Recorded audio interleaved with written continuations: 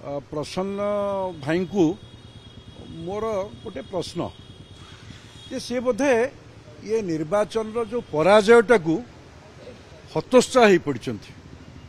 एवं ओडिया लोकंकर निष्पत्तिटा को बोधे ग्रहण करि पारुना गणतंत्र रे जनता हले मालिक ताको निष्पत्ति को तो ग्रहण करवा उचित। एबे प्रसन्न भाई भल कि जानी जो भली भाबरे गत निर्वाचन में केमती कणठेसा करथला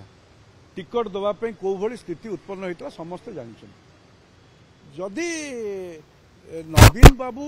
एते जनप्रिय लोकप्रिय सी गत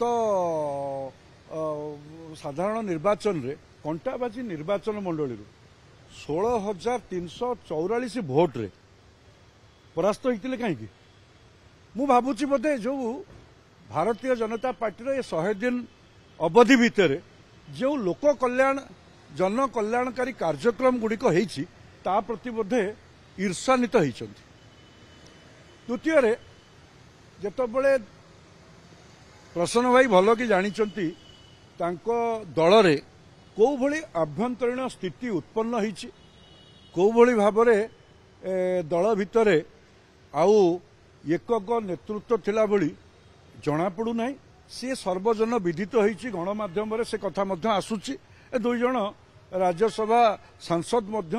आउ आस्था रखिपारि नाहंती दलर सभापति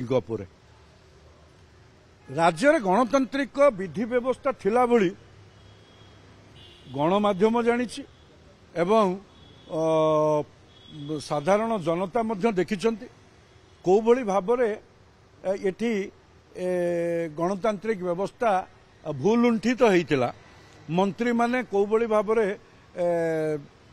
मुख्यमंत्री व्यवहार अतिष्ठ होइतिले किए देखा करि पारु नथिला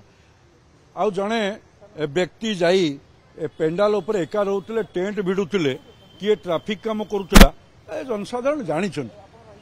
परंतु वर्तमान एठी एक नूतन गणतांत्रिक विधि व्यवस्था राजनैतिक संस्कृति परंपरा राज्य रे सृष्टि होती एठी मोहन माझींकर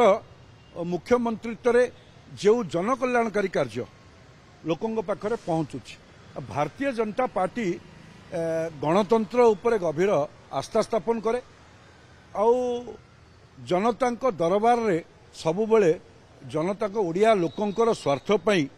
सबुबले लड़ाई करे आ जनता आशीर्वाद करिसंती से जन आशीर्वाद रे ए सरकार चलची ए सरकार निश्चित रूपे ओडिशावासींकर